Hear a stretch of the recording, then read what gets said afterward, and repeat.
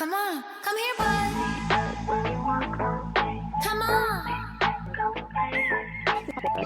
You freaky dog. I don't need to analyze.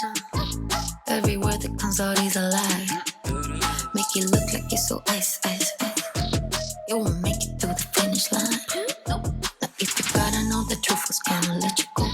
You was fine, never mind, unpredictable. Feet eye off the ground, you ain't no one. Hi everyone, it's Helen Norton here, and it is day 16 of my 30-day watercolour challenge, over halfway. Today I'm painting these little watercolour dogs, and there's a reason for it, and I'll explain that through the video.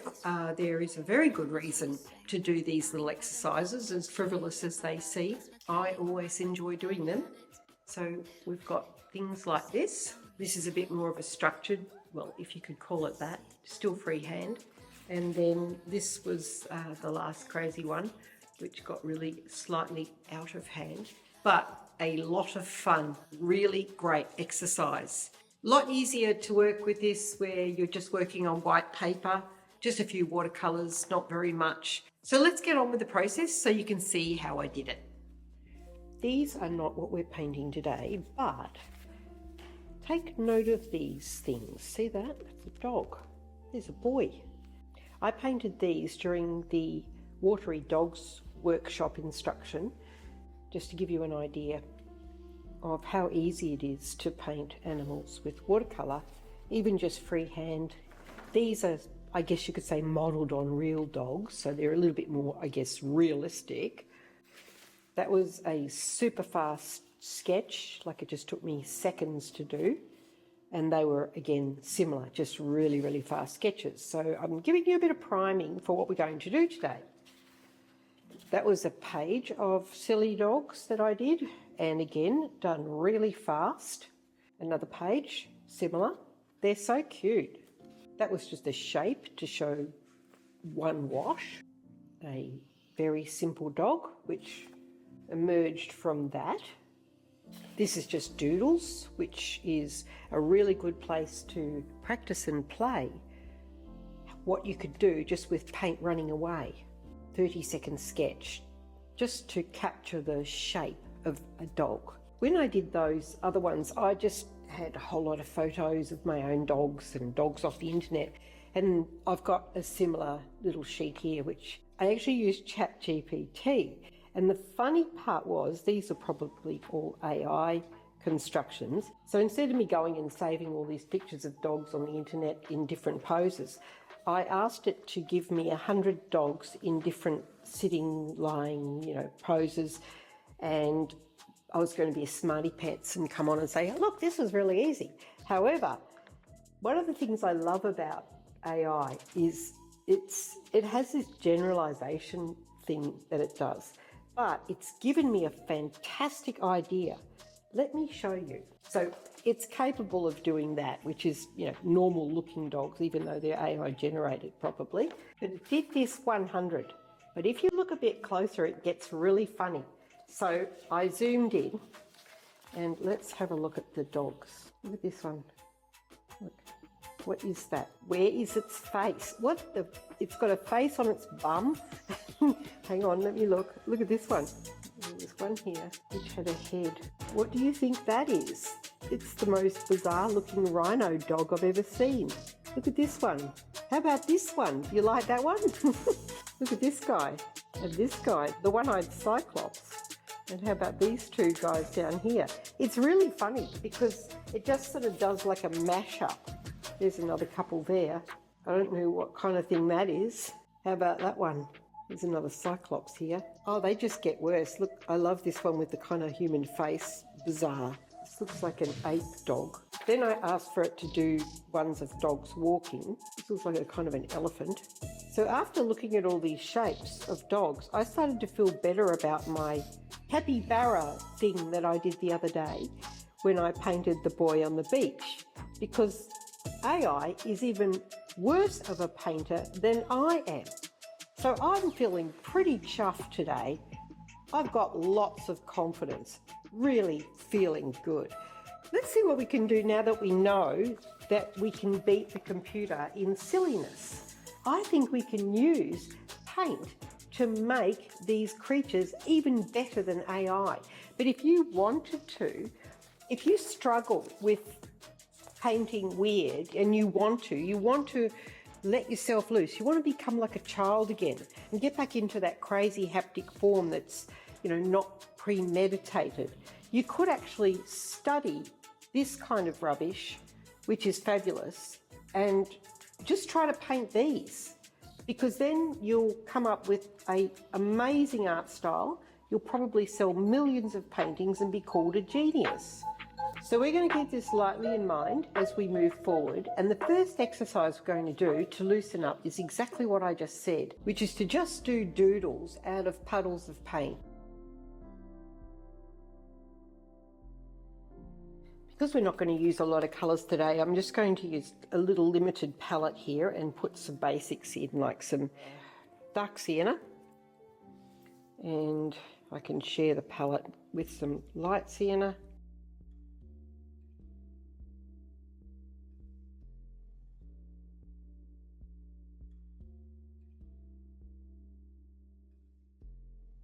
You don't have to use all these colours, just 2 or 3 would do, but I like to use colours. And then some white gouache. Oh, I forgot my sepia, which I'm going to use instead of a black. So we'll have a tiny dot of that somewhere. Maybe I'll just pop that up there for now. Give them a squirt to keep them wet and get sorted. And the first thing I'm going to do is just make some little shapes. I'm not even going to do anything particular. I'll just use a bit of sienna, and I want it a bit loose so it flows. Okay, let's go, and I'll just put a few blobs on, and quite wet and juicy. Maybe bring in a bit of that dark in there. Just roll your brush around, maybe put a bit of red gold. See, just silly things, nothing particular. If you want, you can throw in a bit of the dark into the blob like that. So all I've done is random shapes. The job now is to look at that. I could dry it, or I could just start pulling things out of there using my imagination. So you'll have to be in the right mood for this. And if you see some other animal, pull that out too. This is a great exercise for kids. Or just make up the animals as you go. Do you see anything in there? I could sort of see even though that's not quite right, I could see a paw coming out there, right, and like a sort of a shape there. It's probably not quite right, but anyway, a leg or something there. Now, I'm not allowed to make sense of things, so I need to loosen up because I'm starting to do that. Okay, so I'll put it, well, I can make sense of them, but they've got to be silly. There's a dog. Don't know what's going on here. Sometimes it takes a while. Let your imagination sort of brew, and if it doesn't work, add some other shapes in. Like 2 big boobies. Yeah, that's a dog's head.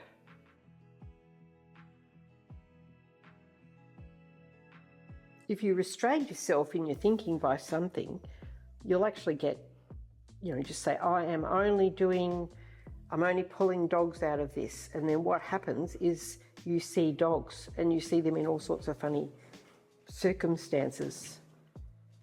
If you just leave it open, that's when it gets harder. And that's the old thing about having the corral or the boundary when you're creating work, because the boundary that you place around the creativity is what makes it constrict and give you really good feedback. This one I'm having trouble with. I just need to turn away for a minute. Oh, okay, this one here has just stood out to me. There's just a little shape there. Remember, there can be cartoon dogs, like that big boy there. I can't work this one out. I can see a face here, but I can't work out what sort of a dog it is. Wait a minute. Okay. Oh, I don't know what to do with that. All right, wait a minute. Okay, let's see. This is not going to be a very good one, but we'll see if I can do it. There we go.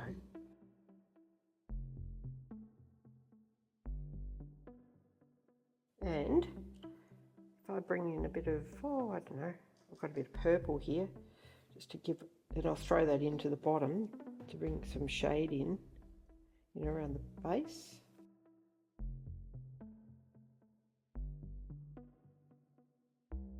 That's not too good, is it? When you drop the paint in when it's wet, it creates some beautiful colours as they cloud out. Really nice, really nice. So if you pop them in and let them do their thing, let the paint do its watery delight, you'll have all sorts of fun here. I'm quite liking how that's looking. I can pull out a bit of paint to find my shapes.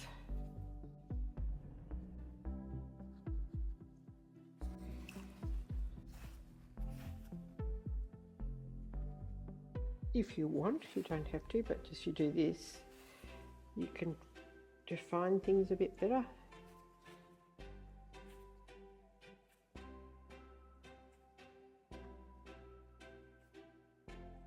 Right, I'm going to dry it. When you're drying, watch out, because if you've been using puddles, they'll take off, you know, on a run.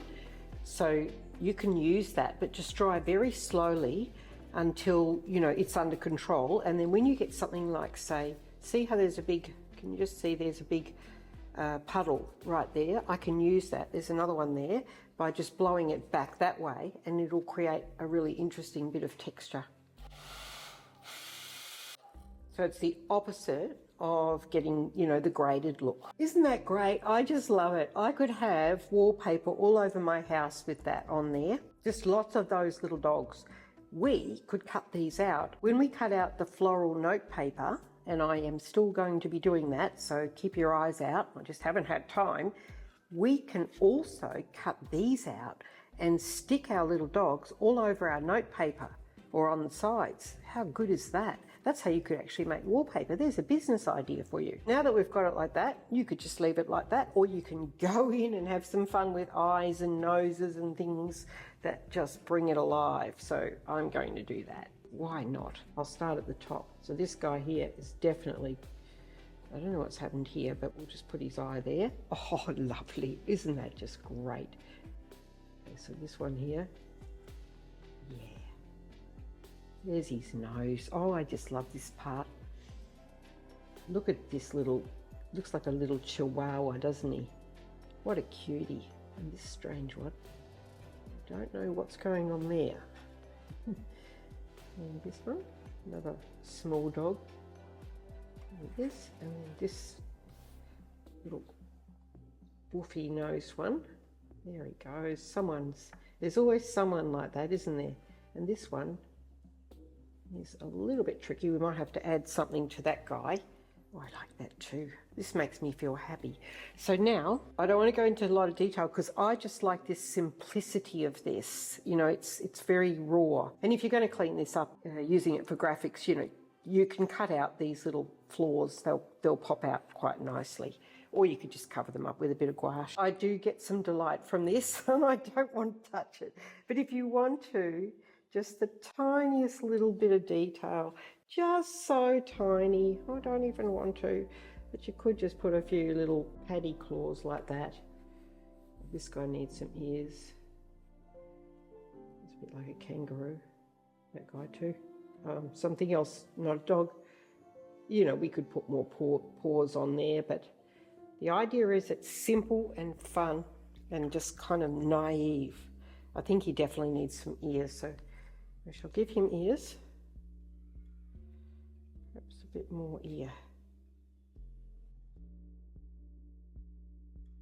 It's good enough. And he's probably got a paw under there. Maybe we should just make that make sense. So if you had a paw here, we'll have it coming out there. There, that's better. Doesn't that look better? Sometimes you just need to do a simple thing. I don't know what that is, but we could actually just incorporate that in, but we'll leave it. Oh yeah, I like it. I wonder if I can clean that up. Carefully, I'll just dry it and then I can fix that. Of course you could put the dots in the eyes, the little white dots, but I don't even know if I want them. I'll put a couple in And we can get rid of them if we don't like them. Let's have a try. He's got no ears. That's like AI. That's what AI does. It does silly things like that. So I think we've done a better job. I don't think I like the eyes. I think I would just take them out, but we'll leave them there for now. What do you think about that? Do you prefer the little dot, or did you like it without? Easy enough to fix. I actually don't want them there, but I'll leave them there for now. So that's our first exercise completed, which is just a bunch of little blob dogs. Let's call them blob dogs. They're our blob dogs. That is a super fun exercise you can just do with your kids. More importantly, my view is you should be the kid. Absolutely. Do it yourself. Why give it to the kids? They've got plenty of stuff. This will work best if you just got a photo of your own dog or cat or whatever animal pet you like. And then you can, make it more personalised. I mean, I've got animals sitting right in front of me here, but I just wanted to do this on screen so I don't have to flip the cameras around. Let's just pick one of these animals, and then we're just going to do that only so that we can follow a shape. We'll use this guy here because you can actually see a bit more clearly. There, I cut him out. There he can lay flat. What my intention here is to not really get too tight, just look at his shape and blur my eyes a bit and go really, this is not me trying to be clever, this is me trying to have fun. So first, we'll just make some shapes. So, this will not be perfect, okay? Always assure myself. All I want to do is get the impression. Goes from there, chesty chest down there, and that's around like that.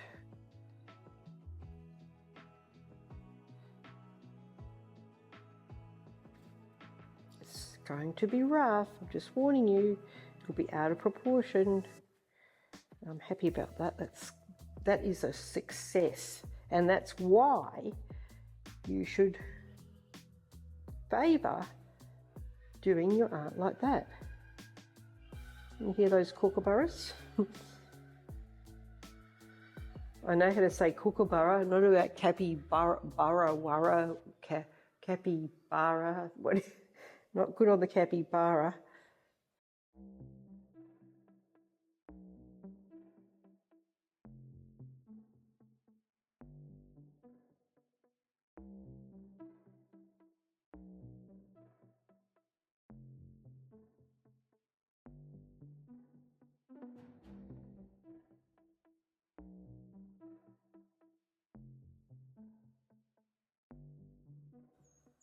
Not bad for just a quick freehand. What about this lot up here? This is a bit of a mess. Let's come flathead. There. Stream out there.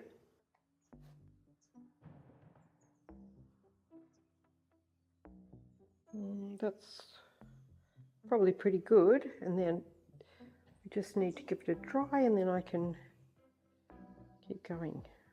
Bit of darkness in here, throw a bit of darkness down the bottom. Not 100%, but it'll do. A little bit of business going on there.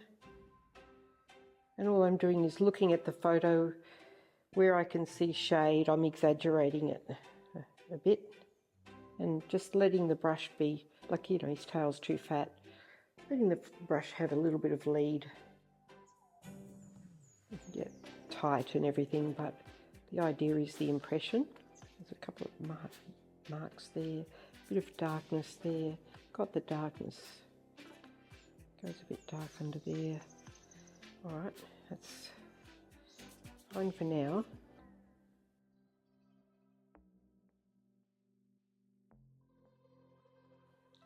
There. All right, so we'll just give it a bit of a try.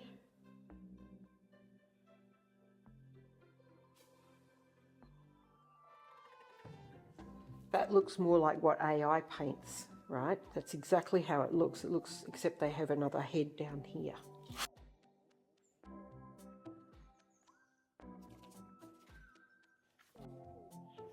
if we get too detailed, it will become detailed.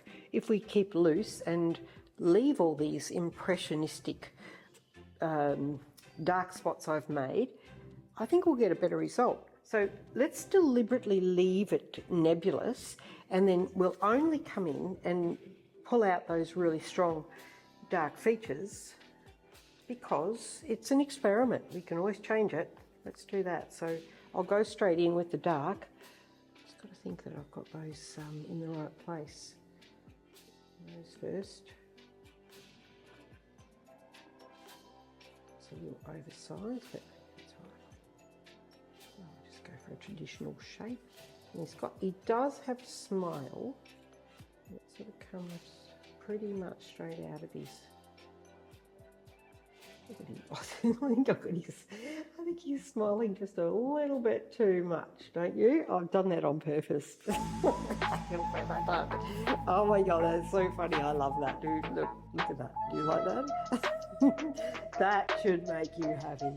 And now, oh gosh, hang on, give me a minute. I'm just having a little happy moment. Oh, I actually really love that. I think I should leave it exactly like that. Don't you? All right, we'll just tone it down a little bit. I do quite like his face, it's smiling.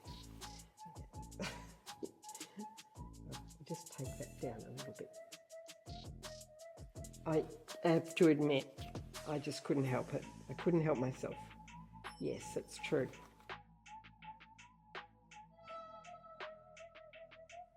So the way we can actually back that off is we just need a little bit of light darkness, you know, a bit of a wash here to darken the general area, which is what's really happening.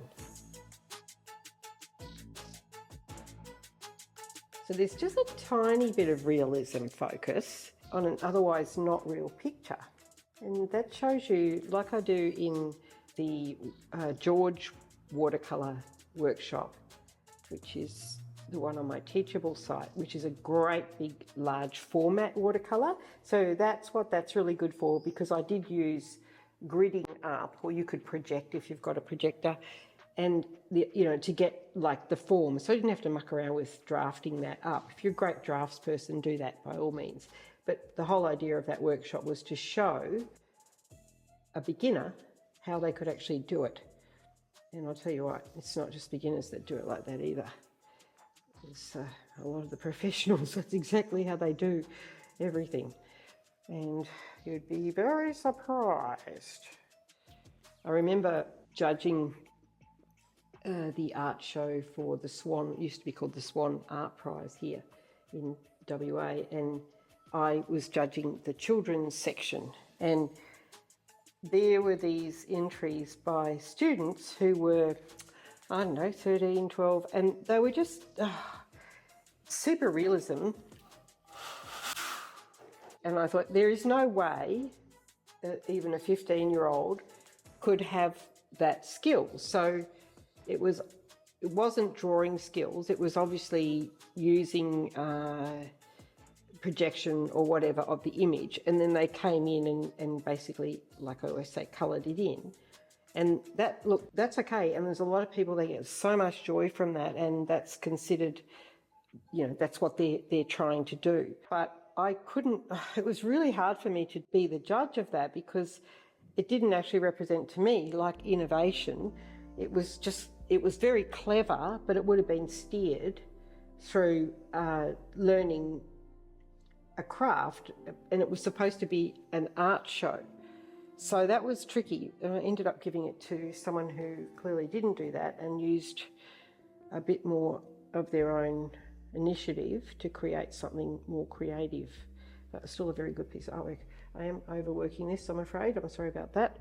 Just bear with me, and I shouldn't be talking so much, that's what's happening to me. Losing my focus. Here we go.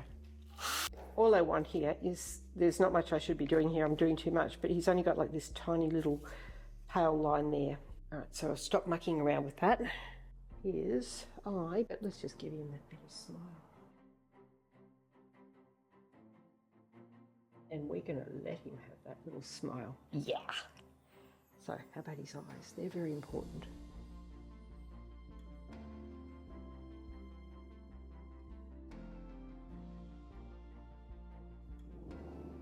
in.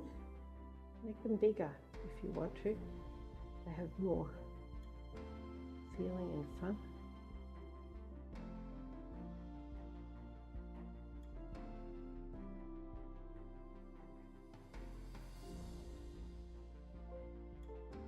And because it's such an inferior colour, the sienna, you can just pull it out a little bit like that. You know, just pull it out. And they usually have a bit of a dark sort of thing running down there, like a sort of the crying line, if you like. Yes. And I'll sharpen that up in a minute.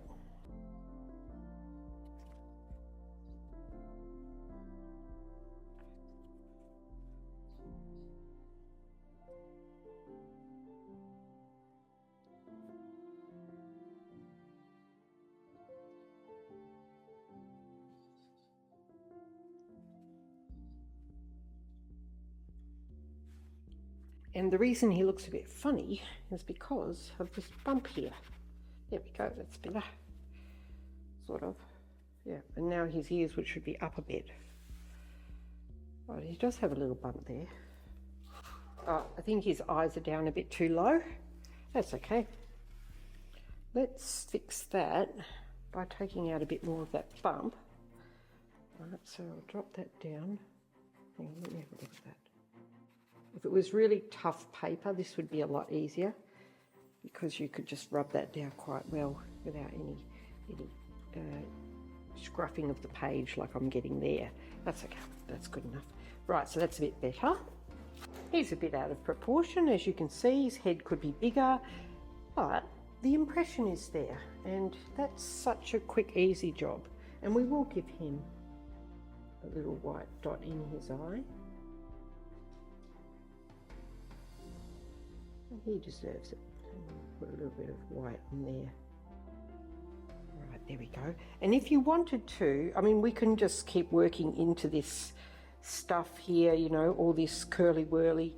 But I again like this, the whole idea of it being just a quick impression, even though I took a little bit too long there. The only other thing I might add is just those little, very naive, just little paw, you know, paw things, because to me, the naivety even of these marks, see how they're very rough, is part of the whole feeling of the impression.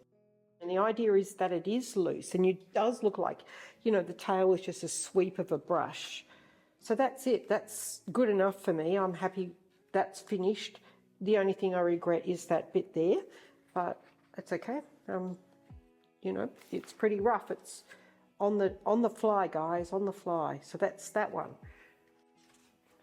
So that's what we've done so far, these two.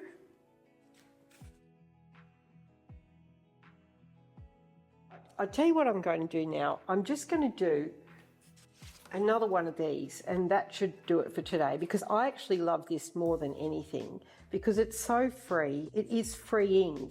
And I want to amplify this exercise really for you to understand if you're having a bit of trouble loosening up in the studio.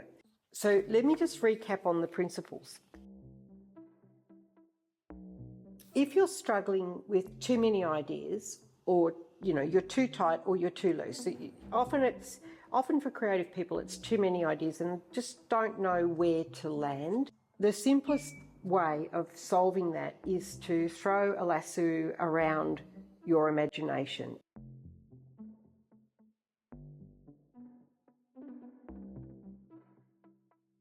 And if you've already got if you're already choking because you're too tight,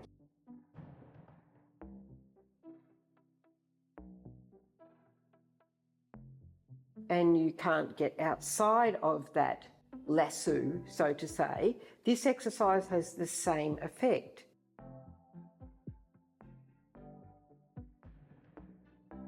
And the way we do that, as I said earlier when we were doing this, is the corral that you use is a limited focus, as in a limited subject. For example, there are some artists, I guess you got your Vincent van Goghs and that, but where they only focused on one thing and they painted it over and over and over. I don't know, Monet's pond, or, you know, the field of sunflowers.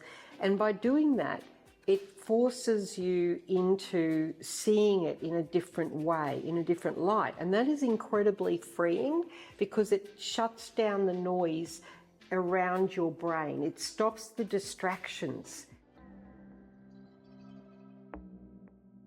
This time we'll use our base colours again. They're the best because they're neutral, which was just the siennas. We'll use that to get started, but we'll throw a little bit of the pinks in this time. Just imagine doing this on a really big scale. Oh, it's such fun, honestly. You just want to go and buy a whole lot of paper and do it. Here we go again. The idea is to just do random shapes. Whoop. The key is when you do your blob, don't do too much, because if you do too much, you won't be able to pull anything out of it because it gets too complicated. These really are just blobs.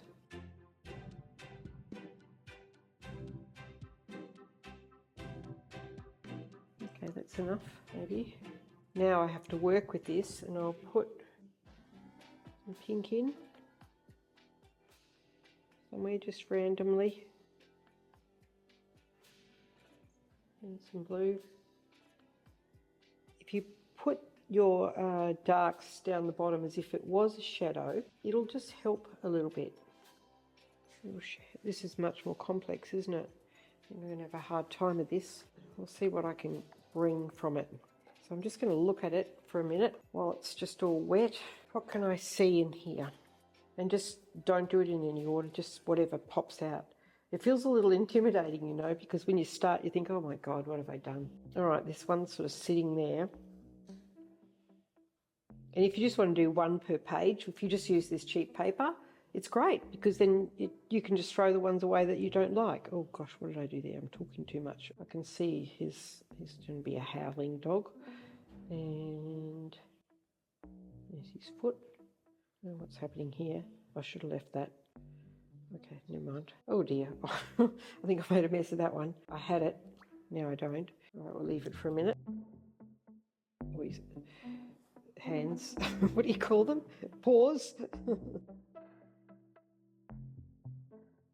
I love seeing people who say they can't paint do these because they always do the most crazy ones. And I just want to steal their paintings.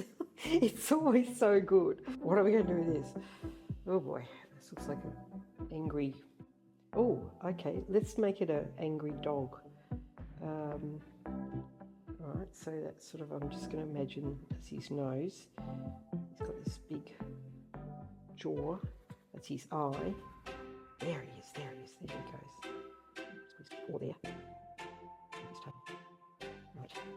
So crazy. And his ears are sort of up there. Oh yeah, that's a good one. That's a good one. Because you would never paint a dog like that. But it is brilliant. Absolutely. Now, what about this one? If I do say so myself. What about this one? Oh dear, this is difficult. It's just a blob, isn't it? I'll just give it a miss for a minute and I'll come over here.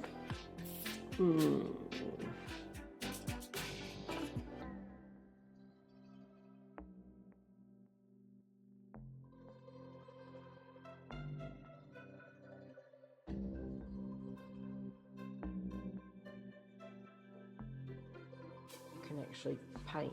So I could see this little shape here, which is like a little dog face. And then that's all I could see. So I just wanted to grab that. So I'll wait on that while I let it sink in.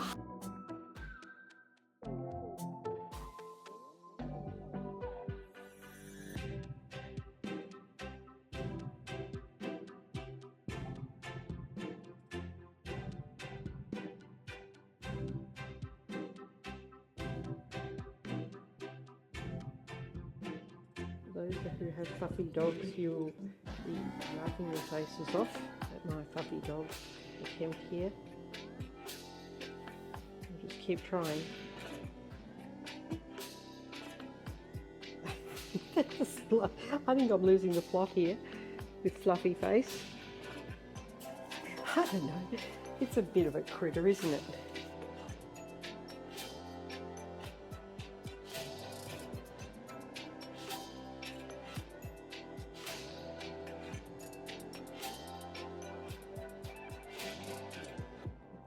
bring a couple of these home. So what about this one?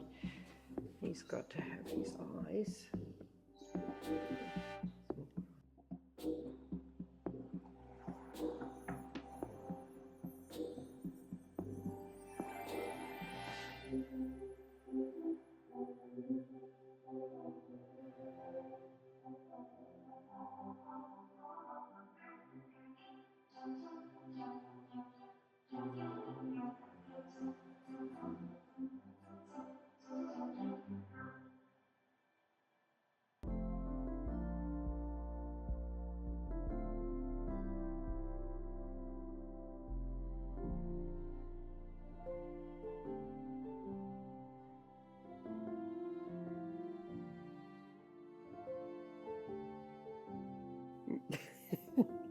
No idea what's going on there, but we'll not worry about that. All I'm going to do is fix up a few little tiny details here, and then I'm going to wind up. So we're going to come in with a bit of white. We're going to have a bit of fun here.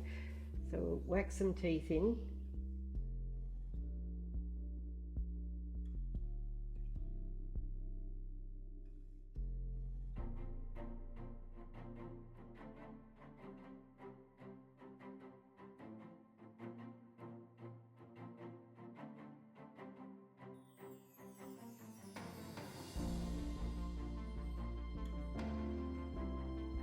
That's the end of my show. I hope you've enjoyed this crazy adventure today. Okay, see you tomorrow. Come on, come here, bud. Come on. You freaky dog. I don't need to analyze. Every word that comes out is a lie. Make you look like you're so ice. You won't make it through the finish line. Nope. Now if you gotta know the truth was gonna let you go. You was fine, never mind, unpredictable. Feet eye off the ground, you ain't no one. You a star, blow it up like supernova. In the nighttime, hit my hotline. Sharing secrets, yours really was part your life. Basic bullets, with no bullets. Does your wife, you know you're begging for my notice? Promise you're the same, running for the meds. Sure you like my vibe, that's my candy on my wrist. Bad habits, little rabbit. Now sit down, you can have it. I see it when you walk my way. Nice big, come and play with me. Freaky dog. Got a whole lot of love for my dog. I see it when you walk my way. Nice big, come and play with me. Freaky dog. Now show how freaky you are. So I'm just gonna be away for 1 hour. Please don't break anything. And I might have a surprise for you. Give me a